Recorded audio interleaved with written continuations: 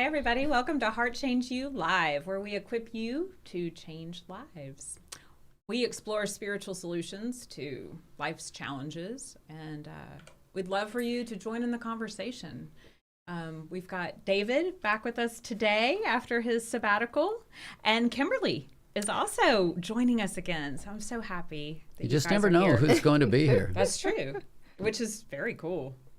I actually had fun watching while I was gone Yeah. and seeing some of the different cool. ones who were on and watch God at work Yeah. in the conversations. Yeah.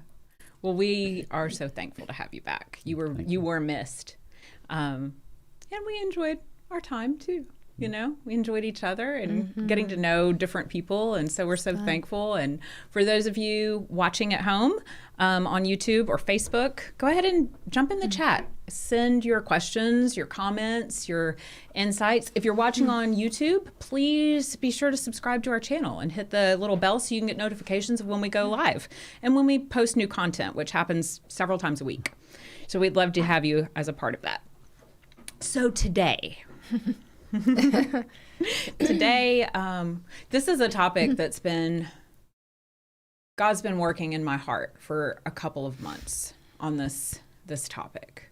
And I wanted to wait until you were back because you said something to me that the Holy Spirit has been bringing back to me through these last couple of months as he's been working on healing me. So to give you a little bit of background, in our last retreat, we did an exercise together where we divided our life by 10, the number of our years alive by 10. So for me, that was 4.5 years because I'm 45. So we looked at significant experiences that shaped who we are and our experience of life every 4.5 years for me. For somebody else, that might be 2.5 years or whatever. Okay. So one of the things, there were positive and negative things, like when I was 9 years old and asked Jesus into my heart was a huge defining moment in my life. But one of the core issues that continued to come up that wound up being what you call file drawers, we looked at these wounds that compound over time. And what came up surprised me. And it was betrayal. Over and over and over again. And some of them were obvious, what we think about when we think about betrayal, infidelity. But others were more over a period of time, wounding. And it started to make sense to me why there had been so many blocks for me to getting well. Because one of the things we talk about is that value must be received. It cannot be achieved. And that we have to trust God and trust others. And with that much wounding, I've come to a place of trusting God so much more. But now I feel like he's calling me more and more to trust others more. And my hiccup in that is, how do I trust when I've been betrayed so many times? So Pastor had shared with me some wisdom about that it's not about trusting the person, that it's about trusting the grace of God. And that's what the Holy Spirit keeps reminding me of. So thank you for that word. But, I know I can't be the only one that has experienced these woundings that block us from trusting God and trusting others, even ourselves. So our topic is, I called it Life Beyond Betrayal. What does it look like to trust? How do we get there? And what are the steps to moving beyond being betrayed? Wow. Yeah, it's heavy. That's why I waited for him to be back. I like it. It's interesting because one of the things that I know my husband and I have struggled with, because we both had been married before, is the fact of betrayal and infidelity and different things that, both of us had shared in our marriages previously. And then marrying someone with all of that baggage, if you want to say, or whatever it is, there's wounds, and I mean, like I said in the last program I was on, Jeff could tell me he loved me, and I'd say, no, you don't. And it was because of betrayal that I couldn't believe, that someone loved me.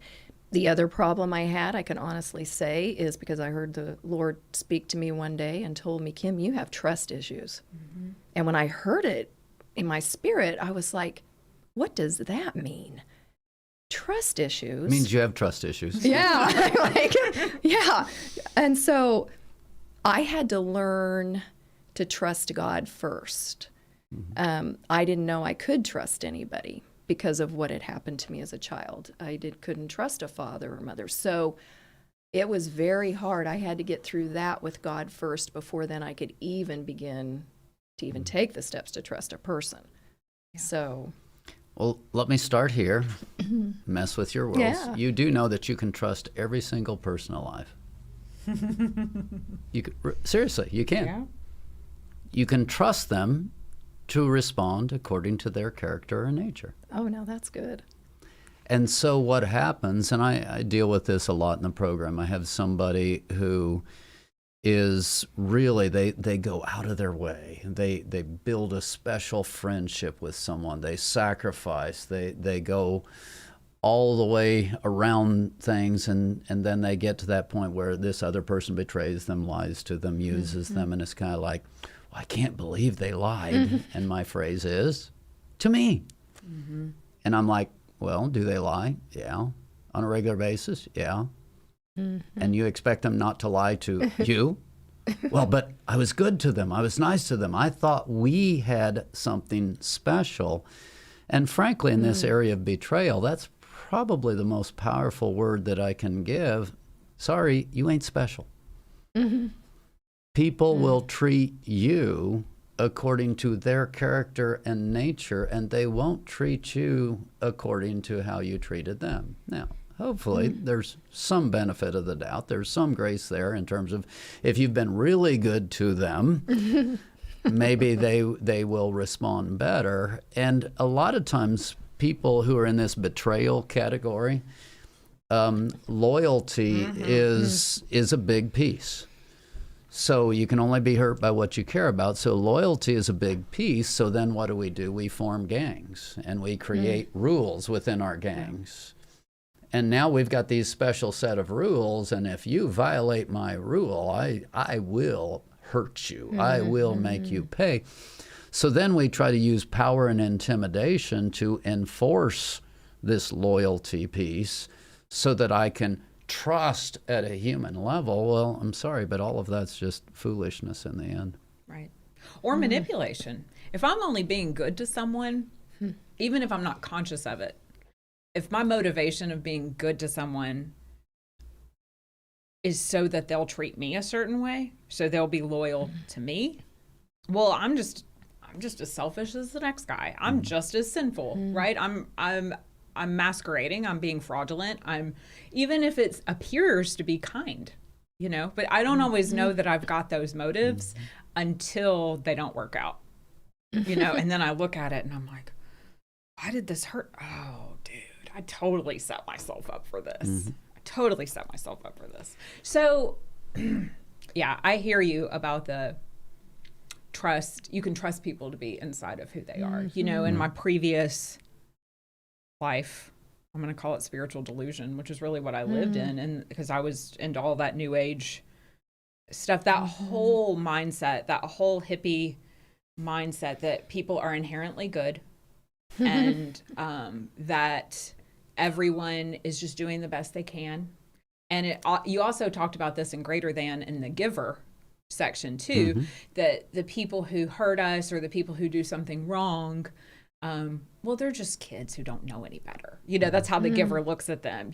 They just need to be loved more. They just need. So I lived decades of my life inside of that. Now it helped protect me. Honestly, I don't think I could have survived all those times of betrayal and all of that pain from my childhood had I not been under that delusion that people are inherently good. And when they hurt you, it's only because they've been hurt themselves. And so I'm thankful for that God kept me in that place until I developed a relationship with him. And he was Yes. ready to start building that. And then he lifted lifted the veil, first to my own sin. And then I started to see it all around me, and I was like, oh, you can't trust anybody. Oh. We're all terrible. We're all awful, evil sinners. Yes. Lord, why haven't you just blown us up? You're just. Yeah. So, yeah, that's the chasm I'm trying to cross over now is, okay, so I've been hurt. Mm-hmm. And people hurt people, Mm-hmm. and we're humans and we're sinful. What on earth? How do you get along in the world and keep putting yourself out there knowing that? Which really is the call of the Christian, Mm-hmm. right? That really is the call of the Christian, is knowing you're going to hurt me and forgiving you. Mm-hmm. I couldn't find a single Bible verse that said to trust people. You couldn't. Nope. They all talked about trusting God, but I found so many about forgiving people, Mm-hmm. being merciful, Yes. forgiving over and over and over again. So there's got to be a connection, right, between this betrayal and forgiveness. That's got to be part of the process of moving toward trust. There's nothing about trusting people, but yet there's all kinds of verses about being under authority and respecting and honoring, which isn't exactly trust, but it's in the same ballpark. So yes, there is, God calls us to have those kind of quality relationships with people. For sure.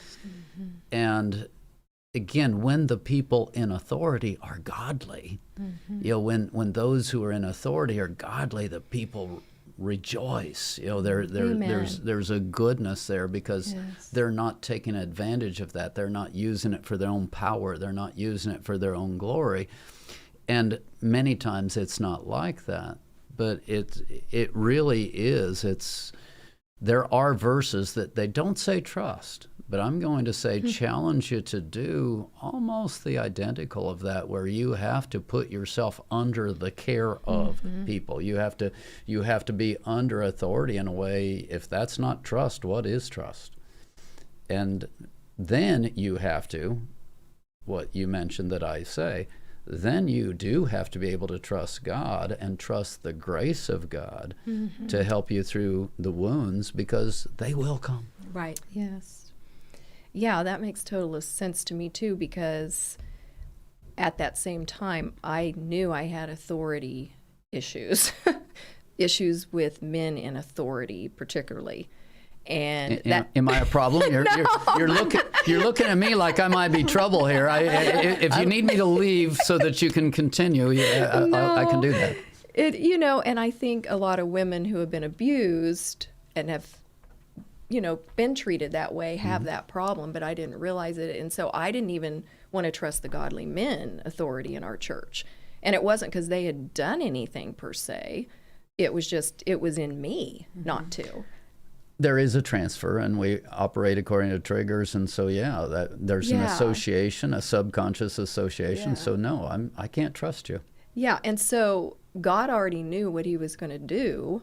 The minute I joined the church with my husband, he sent a whole bunch of godly men over to my house when I was divorced with my children to pray with me. And my parents never prayed with me at all. I had no one pray with me in my entire life. And so the first person to pray with me was Jeff on our first date. And he said, "Come over here before I leave. I want to pray with you." And I'm like, "What? That isn't what men want." I was shocked. Yeah. So I said, okay. I was a little uncomfortable. And I went over, he prayed for me and my kids, and he left, and I liked it. And so then this group of men from the church come over, surround me in prayer, and I liked it. And so through that process of being around men, God purposely surrounded me with godly men, caring men, not women, that I could begin to trust and believe that they cared for me. And I still, I went to prayer time at church. Oh my gosh, it was just me and all the men. And there I was, and they were just surrounding me, and their prayers, it meant so much to me. And I know that they care about me and my family. So, yeah. What's interesting, the whole area of loyalty, just it begs this idea of vertical, because givers are vertical, and so you've got the hierarchical authority, and you've got men, or you've got somebody who's in authority over you. And frankly, how do I move beyond betrayal? At some point, I've got to be able to enter into that relationship. And if you enter into that relationship on the basis that it's going to go well, you're setting yourself up for failure. I don't care how godly the person is. Say that again? I said, if you're going to trust someone in authority, you are setting yourself up for failure, in that it doesn't matter how godly the person is. At some point, the sin part's going to show up.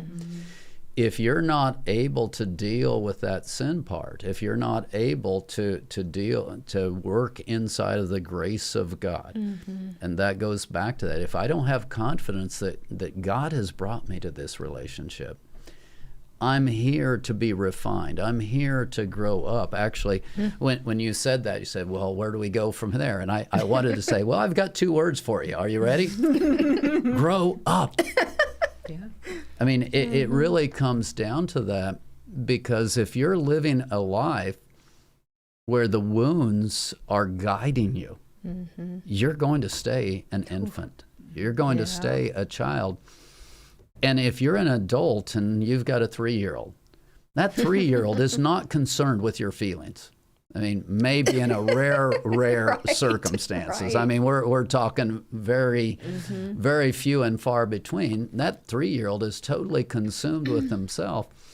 And most of the people that you work with and are around are more like that 3-year-old than we want to admit, especially in the culture today. We don't have many adults. We don't have many people who are putting down their needs, laying them down. It's like, well, I deserve, I want, I this. So the chances of being wounded, run over, are just extremely good. And I think that plays in well to a question that we have on YouTube. The question is from Plain Jane, and Plain Jane says, can we find a balance of trusting others and Proverbs 4? She's speaking to your trusting people's patterns. So how does wisdom play its part in betrayal? Well, Proverbs 4, you want to be a little more specific? Or are you talking the entire chapter? I mean, that's since I'm reading off the comment, I'm assuming that they're talking about the walking in wisdom portion, staying away from the people that are, doing things. Staying away from Evil. Okay. Right. So I think the question, I can't, read that person's mind, but it looks like they're just asking about how does wisdom play into maybe preventing some of that betrayal when trying to trust with people. Specifically, Proverbs 4:23 is what she just responded. Either of you want to take a shot, or do you? I want to read Proverbs 4:23 first. Okay. And that's the beauty of being live. We can follow up. One thing I can. This is about guard your heart. One thing I can say about that is, when God revealed to me that I needed wisdom and that I was continually putting myself in places that I didn't need to go all the time, and that it was wise, but because of everything that had happened to me, it was just more comfortable to go to those places. And it was more comfortable to do that. When you say go to those places, what do you mean? I mean, like, go to specifically an environment where there's no way you couldn't be hurt there. Let's just say bars or clubs, or hang out there till midnight.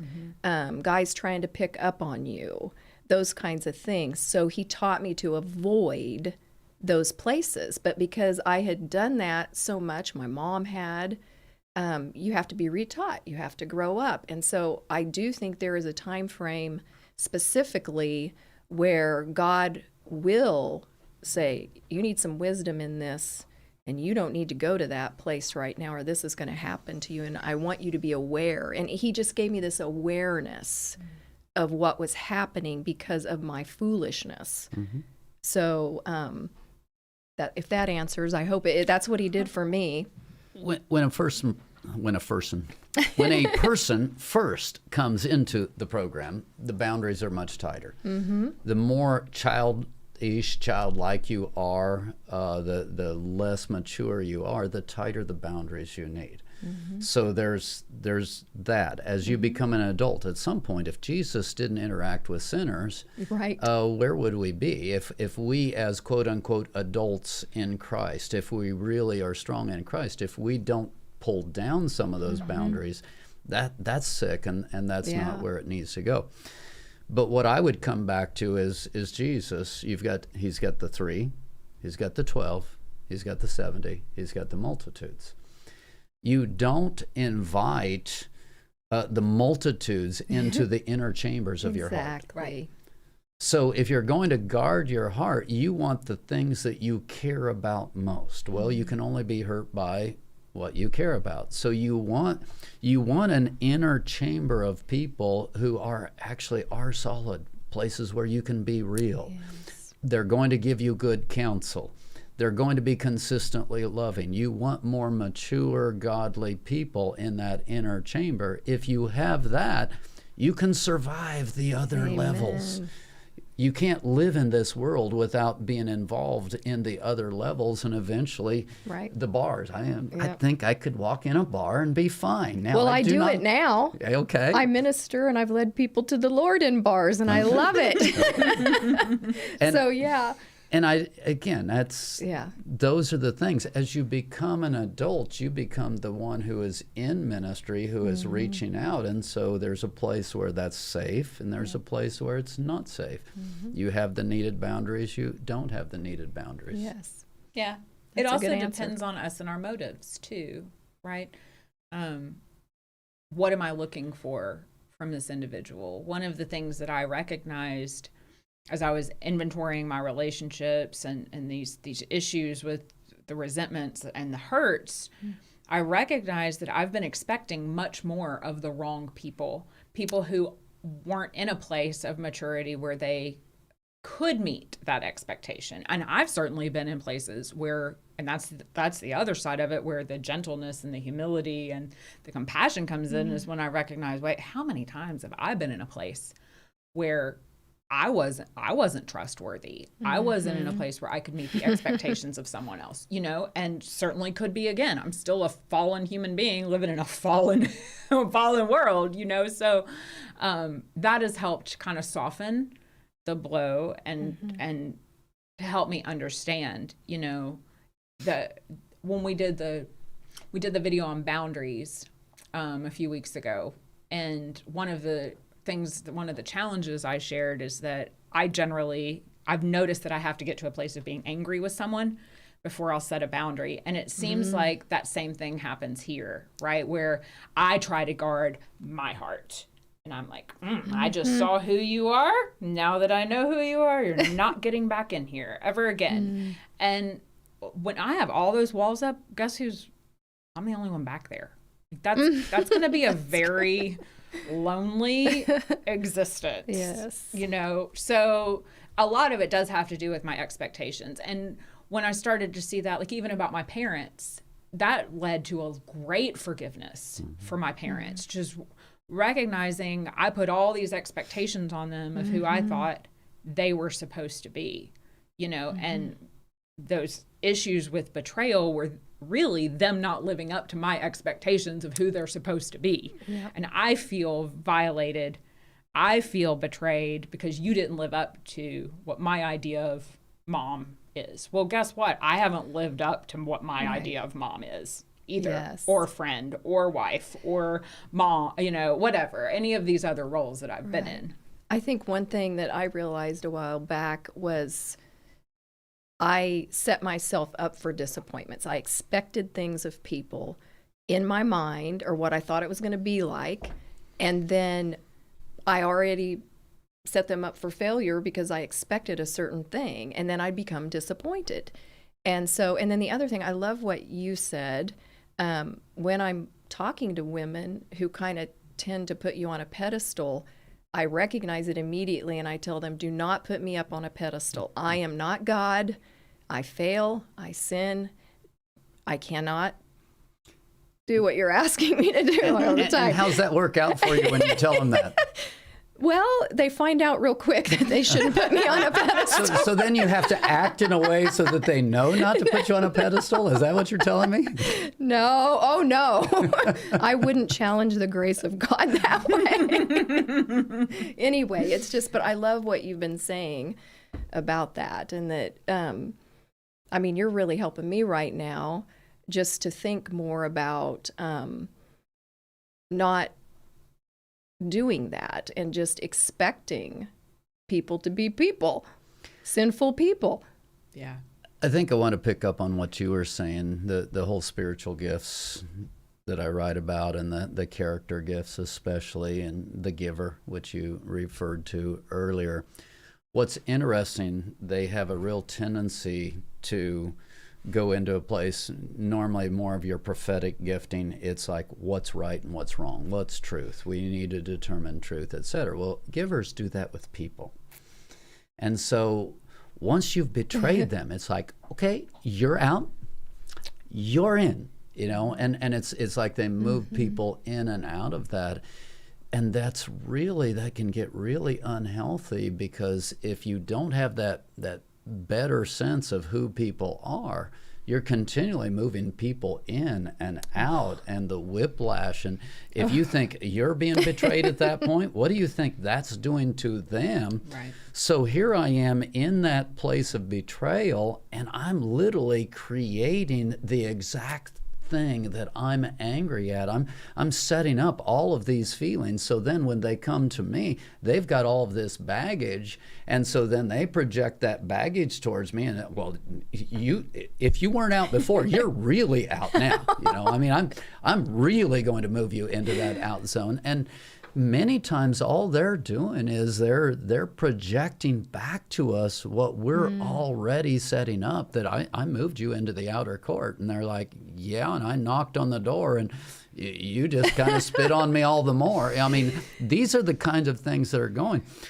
So if you're not able to take that betrayal and get it surrendered to God in a way that there's an ability to be supple and graceful and loving in that whole thing, and we put away this in and out mode. Now, again, stop.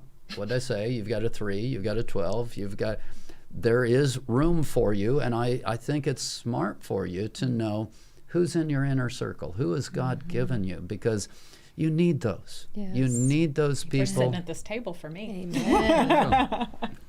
You need those people. The number one thing that will impact you in a negative way is insecurity. When there's insecurity, anxiety going on, that's when the manipulation, that's when the control, that's when all of these other things that we're describing that cause people to respond badly to you, that insecurity, anxiety, it sends all of these other things that we're talking about into orbit.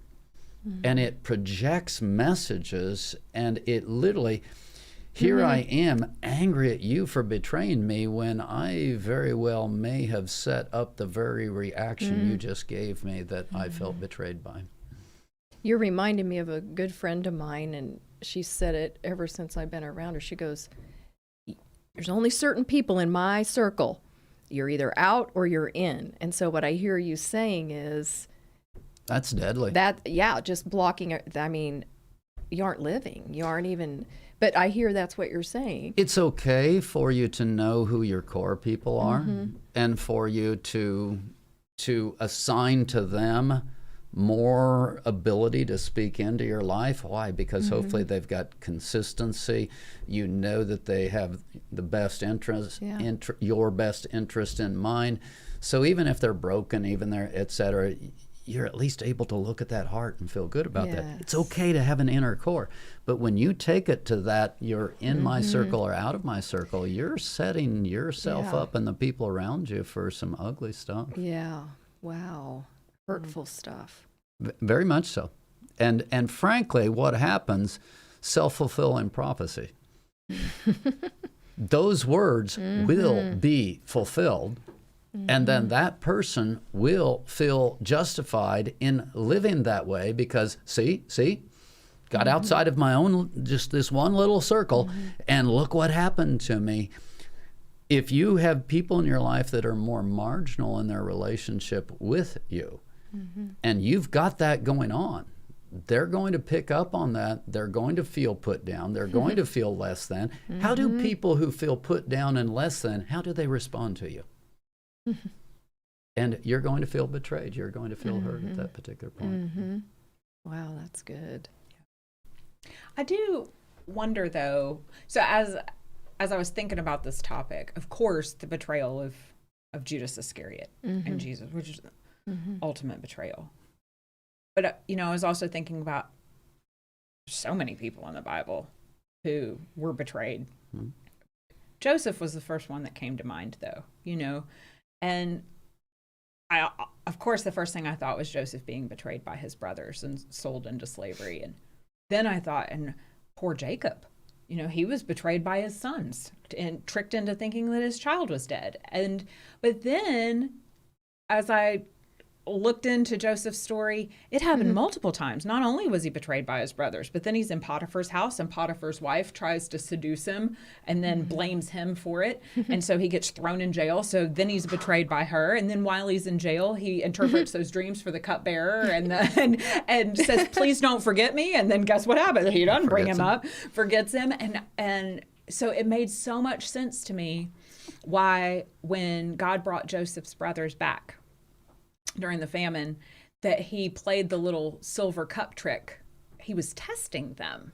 He's like, okay, let's stick that silver cup in there and let's see how much they've really changed. Let's see if they're really worthy. And God was like, that's what you do. I went, that sure is what I do. I'll stick my toe in to see, are you trustworthy? And, to Plain Jane's question, I do think there's some wisdom in that. When I recognize where someone is, like you said, when I recognize where someone is, and let's say they're in a state where they gossip frequently. Well, what I know about someone who gossips, myself included, is they're insecure, because we gossip to make ourselves feel better. So that's the first thing. But the other thing is it's not personal. Because I gossip, because I'm insecure, I'll gossip about anybody to make myself feel better. So I can bet that if you're a gossip, you're going to gossip about me. If I hear you lying, you're going to lie to me. That's just the flow that the person's operating in, And then I have to choose, and for me, that's been it's been a hard process to learn about, okay, well then where in the circle do you put me? Because Joseph went from place, just like you're talking about, he went from place to place. Okay, well, my brothers, I can't trust them. Of course, he had spoken evil of his brothers and went and tattled on them to his dad in the very beginning, which is what made them mad at him in the first place, as he spoke evil about his brothers and they got mad at him. But so he went from that group. Now he's in Potiphar's house. Well, this happens here, and then he goes to prison and this happens here. And so it really doesn't matter where I go. Humans are going to be humans. The betrayal is going to happen wherever I go. And as I looked at all the different stories of betrayal in the Bible, I started to reckon, this is part of the human experience. And that's part of what Jesus came here for, was to identify with the human experience. Why didn't he knew what Judas was going to do and still let him walk with him? How come? Because he knew what it was going to do. And he understood this is part of the experience that he was here for. I think is it Psalm 95 where David goes through the same thing that Jesus later goes on. It's 105 or 95 where the friend I shared my bread with. I believe that'd be 105. Yeah. So, it's part of David's another one. He got betrayed his son. I mean, my goodness, he got betrayed over and over and over again. So I can't really isolate myself and guard my heart in that way. I can guard my heart because I think as I looked at that Proverbs 4, it's talking about what's flowing out of my heart. And it talks about, guard your heart, for from it flows the springs of life. And, to put away evil speech, put away these things from myself. Yeah. From myself. It's actually Psalm 55, but Okay. Thank you. I was like, had knew the it was. five I knew part. it was 95, and then I was like, so it had to be 100. No, I don't think it. So anyway, Yeah. 55. Thank you. 55. I have a question for you. Please. You actually were like, oh, look at what Joseph did to his brothers. That was good. I mean, I almost got the feel from you that you were like delighting in what you saw. No. I just get why he does it. Oh, you got why He's did been it. betrayed all of these times. Of course he's in a wounded spot where he's going to test. Is that right? No. It's definitely understandable. So question number 2. Yeah. What did he actually learn from that test?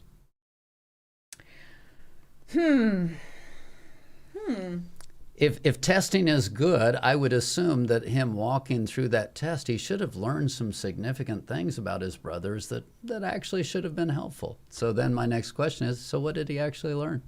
Well, one thing he did was very dishonest. He put the silver cup in there. He planted evidence of something that hadn't happened on him, which is not good. He saw, though, that they would come back. And they came back for their brother who stayed there, and that they were truthful in what they were saying, that they were willing to return when they promised that they would. So in that respect, I suppose he did learn something about them. Maybe, but I'm going to suggest to you that he didn't learn a lot. No, I wouldn't think so. He already knew who they were. He had some idea who they were, and what the one thing he might have learned in the process, Judah, I find this, it's interesting. Judah's response as compared to Reuben's response, they're very different. Reuben said, well, take my kids, and Judah said, I will be surety. I will stand. And it's interesting because then Judah, of course, then becomes the lineage of Christ of, hey, I'll pay. I will pay. And so maybe there was some understanding there in terms of just the individual men and their character that might have come forth. But I would suggest to you that he didn't learn a lot. Was he actually testing, or wasn't he doing that because he knew it would ensure that the family would have to return to him so that he could see them? I don't think he was actually testing them, unless I've completely misread it my entire life. I kind of agree with her that I'm not going to make him so holy. I think that was part of it. I agree with what you're saying. I think there was a move, there was a strategy there to get them to return. And it was underhanded for sure. I'm not saying it was upfront and noble, but I don't see a testing there. I see I want this to happen, but instead of being upfront about it, I'm going to do this. He knew what he was doing was wrong. There's a point when he... Yes, I agree with that. You can almost see him like he's weeping. He turns his face from them because he's weeping. He knows what he is doing is not right. I don't know that I even, I'm sorry, but this is kind of fun. I don't know that I totally agree with that because the point at which he begins to weep is because of Benjamin, and he's seeing Benjamin there, and he's overcome with emotions, and I don't know that much of that emotion has to do with, I shouldn't be doing this. That was sorrow, the decades, it was all of the emotion just coming out. The decades of lost time there. Yeah. And again, I don't disagree in terms of, I think it can both be a test and I think it can be preparation. I think in both of these, I'm not trying to say I'm right and you're wrong. It could very easily be both and on these. But the point that, as I was listening to you talk about this, the point that just jumped up in me was, so how much did he learn? Mr. Loyalty person who has been hurt, and so the rest of life you're going to test people and you're going to go through all of these procedures so that your life is good and you don't get hurt again. How much does it gain you, Mr. Loyalty person? How much does it gain you, Miss Loyalty person? And that's, as I was listening to you talk about that, that's what jumped up. It's like, so what did it really gain him? And I'm going to suggest almost nothing. In fact, going back to what we were talking about early in the program, when you go through this process, you multiply the chances that you will not have a sincere, quality relationship with that person. And when you multiply those chances, then you get the "see, I told you so." That you feel like you are justified in testing, but when you put that thing out there, you're much more likely to get it back. And so I don't know that he learned anything from the testing, which is the point that I really wanted to make, and not so much the arguments we were having over Scripture and all of that. It's just like, it's Fun. like, how do I respond after I've been betrayed? You better start responding as if you were not betrayed. Right. Because if you start putting all of these tests, now, the one caveat that I'll go back to is inner 3, 12. There are times when it's appropriate to say, oh, okay, this person can't be in my inner circle. I can't be healthy if this person's in my inner circle. I think there's wisdom. I think you can learn that. But if I respond to people according to their betrayal, that's very, very unhealthy in the long run. Yeah, one of the things that, as I begin to pray for softening of my heart, you know, the words of Jesus came back to me multiple times about where he says, if you greet only those who love you, how much better are you than the pagans? If you love only those who love you, how much better are you than the tax collectors? You know, so we are called as Christians to a higher calling. And that's why I think he tells us to delight in these trials and these sufferings. He told us ahead of time, you know, from what did I read this morning where Jesus is talking about a family of 5 or 3, the enemies will be in your own household. Right. And so he said, from this day forward, I had never seen that before. From this day forward, out of 5, 3 will be against the 2, and that there was going to be these divisions. Well, why would he say that? One, to let us know, of course, this is coming, these trials, but also I think to say this is the Christian walk, is going through this and loving anyway, going through this and forgiving anyway, going through this and greeting anyway, you know, because now that, like I said, that veil's been lifted from me, and I thought I was all lovey-dovey when I was a hippie. Well, it's easy to be lovey-dovey when you don't think anybody can do anything wrong. But how about loving when you know? How about loving when you know that these people can hurt you and will and have, and loving still? That is a high calling. I got to have God's help for that, for sure. Yeah, I just keep hearing love keeps no record of wrongs. And so when I hear the story, like you just said, all these things had happened to Joseph. And I always, when I read that, think of Joseph as being a picture of Jesus. And he had, you know, that was leading up all that betrayal. And that's what Christ does for us.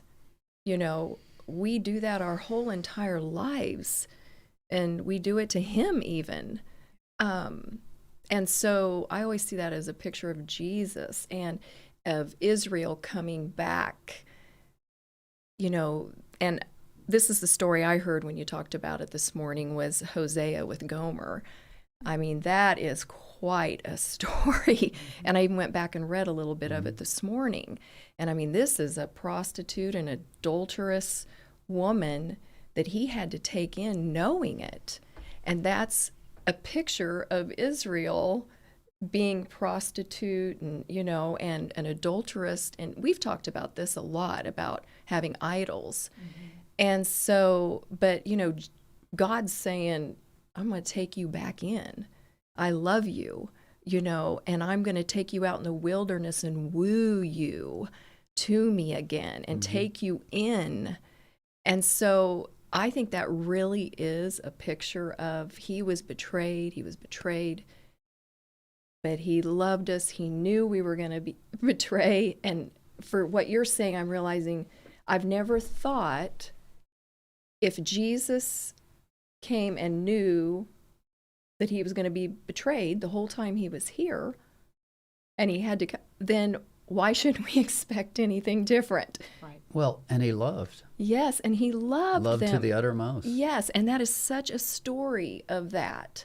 And it's always been one of my favorite stories to read, because I know that I have betrayed people. I know now that I don't have to recount them any longer or think about them any longer because of the love of God. And it gives me such peace to know that. And so just talking with you has just put that more in the forefront of my thinking, to remember that when I'm with someone. I love Joseph. You were talking about him being a type of God. I love the ending of the book. Yes. Where it comes back to, you meant it for evil, Yes. but God meant it for good. Amen. And when you're able, again, betrayal, when I'm able to take it out of an individual nature, when I'm able to see the larger picture, this goes back to authority figures again. I'm able to see the larger picture. I'm able to see the sovereignty of God. And I understand this isn't about you and me. No. This is about a picture that's much, much larger than you and me. And when I'm able to understand that, then I can have that heart of Joseph that said, you guys meant it for evil. Yeah. You sold me into slavery.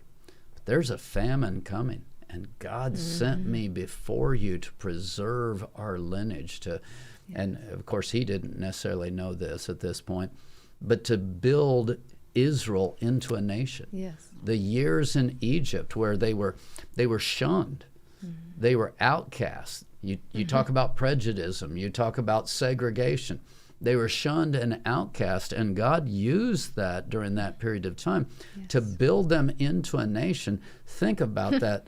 What people group from 4,000 years ago, what people group is still distinctly identified today in today's world? And it's just a crazy thing that God took that time of isolation and even persecution in Egypt to fashion them into a nation. And then God says, oh, the Messiah is going to come out of you.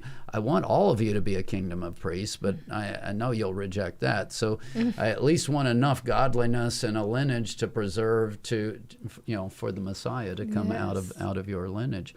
Those are the bigger purposes God has in mind. Yes, I believe that. I mean, that just always gets me. But I've never thought of it, betrayal, and it just makes me want to go home and release any thoughts of that I might have towards someone, or, and just walk forward without any of that and expect it and not be concerned. Expect it to happen. One other thing, betrayal people tend to also be justice people. And I cover all of this in the King's Seat. There's 3 different parts to the Let It Go, and one of them is called the King's Seat. And people who struggle with just judgments and people who are justice people struggle with this. When you're a justice person, you want the ability to make it right. You want the ability to impose justice on a situation. What's so incredibly powerful in that, if I've been wronged, I can do everything I can to try to make it right, to get you to hear me, to get you to respond. But the whole time I'm doing that, chances are it's going to get worse, it's going to blow up, all of those different things. If I take that same thing and I turn it into a sacrifice, I take that thing and I say, okay, I have been wronged, Jesus, but I take that wrong that has been done to me and I give it to you. Amen. You take that now. That person owes me, but now I hand that off to you to where that person now owes you. See, this is still justice. This is still debt. I take that off to where that person now owes you. Jesus, you take that authority and you intervene in that person's life. If God is able to take that and reach into that person's life and bring heart change in that person's life, who gets credit for that? You do. So I can be over here and say, vengeance is mine. No, God says, thus saith the Lord. Amen. Vengeance is mine, and I can continue as a justice person, which many people who are in the betrayal camp vengeance is mine is one of their taglines that they go with. I can live there and see nothing but negative outcomes.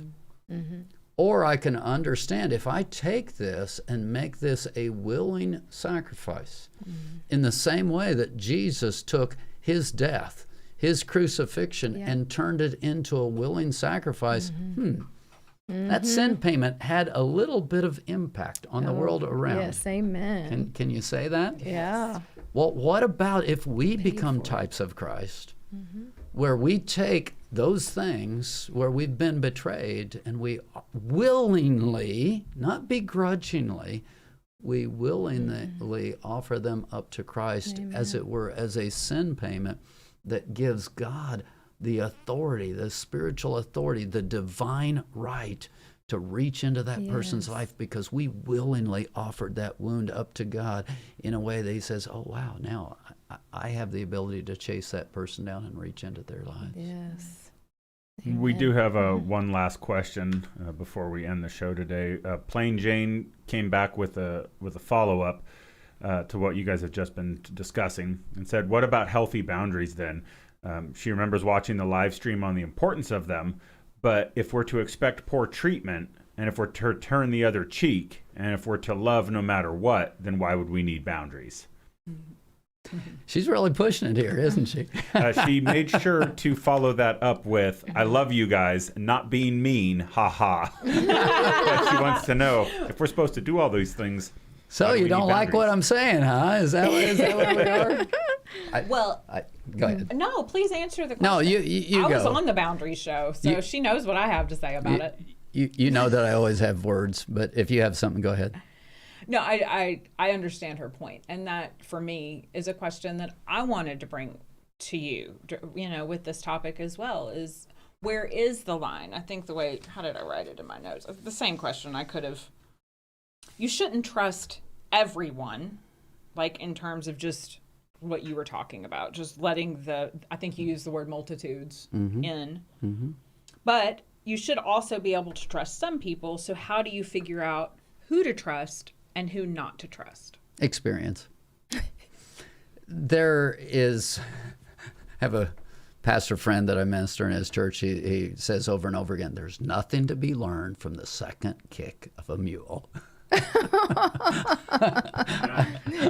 like that statement. I'm going to go back to adult child. I think it's important for you to realize where you're at spiritually. And when you take an honest assessment, if I'm a child, I can't afford to be around highly influential people who are ungodly, who are going to wound me, who are going there. When I'm in that zone, I'm not ready. And again, how do I know that? Well, you might want to be under authority where the people around you say, we need these boundaries. I think you need to back off. I think you need to live in that zone. So if you really are a child, you need adults. You need to be under authority where people guide you with those boundaries. And yes, we need boundaries. So not taking away any of those boundaries. I'm not talking about children at that point. I'm not even talking about teenagers, if you want to continue that. I'm talking about adults. If we're going to be spiritual adults, the things that I've been saying are true. At some point, you have to understand that I can't live here anymore. Now, even so, even as an adult, this is me. I'm not willing to sow into you over and over again. Okay, I am if God says so. So take that back. But I'm not willing to sow into you over and over again. If I sense that you're not good soil, if I sense that you're not ready, if I sense that your heart is hard, I'm not going to take offense and move on. I'm going to move on. Because I have a life to live and I want it to have a valuable outcome, so I'm going to look for good soil. If that's responding to betrayal and bitterness, well, then I respond to betrayal and bitterness. But you take out that component of I was treated badly. There's times when I'm treated badly that I know that there's a cry inside of the person that said, if you knew me, could you love me? And if I'm able to respond well to that person with those first two kicks of the mule, and continue loving, many times that means I just got through those defenses and I began to make a difference in that person's life. There is a point in there where you step back and realize, not hungry, not thirsty, not good soil, not willing to get better. Okay, I'll move on. I'm not saying you never move on. I'm not saying you keep that in your life forever and ever. That's foolish. But I am saying if you're an adult, especially as you mature into adult, this is my world. I minister to people who don't necessarily treat me well a lot of the time. And I do it over and over again. And sometimes I have to decide, okay, it's time. Let's move on. But no, the principles are all there, and you have to be able to take them and combine them together in order to live in wisdom. That's good. Yeah, I think. Thank you for that, because as you were talking, and I was considering Plain Jane's question too. I was thinking of a time in my life, my late 20s, early 30s, when I didn't have a solid foundation spiritually, and these principles, I used these principles in a codependent way to justify staying in situations that were dangerous, that caused harm in my life, in other people's lives, in my children's lives, and for the sake of love and the sake of forgiveness. Well, Jesus said I'm supposed to forgive 7 times 7, like that is where the experience and the wisdom. And I also think having mentors and people on my walk who I can be 100% or as close as I can be honest with them, and who can see things in me that I can't see in myself, who are willing to say, this isn't a wise decision. I'm saying this because I love you. This isn't a wise decision. And that's not what Jesus meant, to put myself at the back of the mule over and over and over again. And as you're talking, I realized that I use the term adult as if there was some magical cutoff age. And let me refine that. What I'm really talking about here is whether or not you have the capacity, the spiritual capacity to handle this situation without it tearing you down, taking you out. If so, metaphorically, you're an adult in that situation, and so you're able to continue to love and minister. I don't care if you're 25, I don't care if you're 35, I don't care if you're 65. There are times when you're not, and again, I don't mean it in a belittling way, but you're not adult enough. You don't have the capacity in you to handle it well, so you better have some boundaries put into that place. Otherwise, it's potentially going to take you out. And so adult child here, just in a quick picture, if I'm a child, I don't have the ability to handle this. This is beyond me. I need to have the wisdom. I need to have the boundaries. Adult, okay, I've got a 3-year-old who's thrown a temper tantrum, and I don't have to let it destroy my world. And so I can continue to love, not be betrayed, not turn, not run. It's rather simplistic to call it adult child, but when you put it in terms of I have this capacity, God has called me to do this, I think it works a little cleaner. Yeah, I agree with that. I think the areas, like I would try to tell my husband, I can't do that.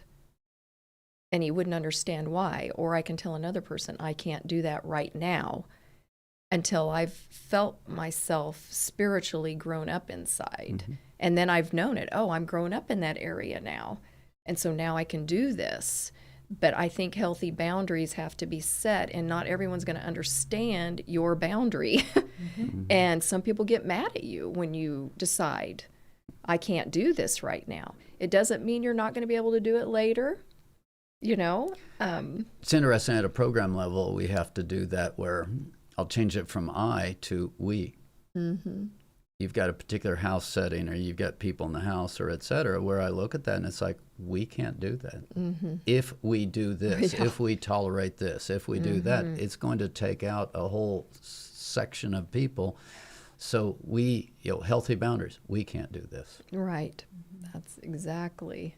And then you learn how to move past things that have been hindering you too, and the boundaries. But I just didn't even know how to make any healthy boundaries growing up. I didn't have parents that did it, and I didn't know what a boundary was. It's not modeled for us. It's not modeled for us. Period. It's hard to find. Well, it's been great. Thank you so much, Plain Jane, for your questions and your comments. I appreciate you. Thank you, Kimberly, You're for being welcome. here with us. You're and thank you. welcome. Thank you for coming back. Yeah. You're liked glad I it. came back? I'm so glad you I came like back. it. I could have stayed gone. No, I don't think I could have. I No, think you I would have couldn't. lost it. I but- can tell. Well, we've enjoyed being with you and hope that you've enjoyed it as well. If you have, please share this with your friends. If you know someone that can benefit from this, just hit the share button or email it to a friend and let them know that we're here every Tuesday at 12:30 giving spiritual solutions to life's challenges and here to support one another Yes. and everyone. It's what we're called to do. So thanks so much and see you next time.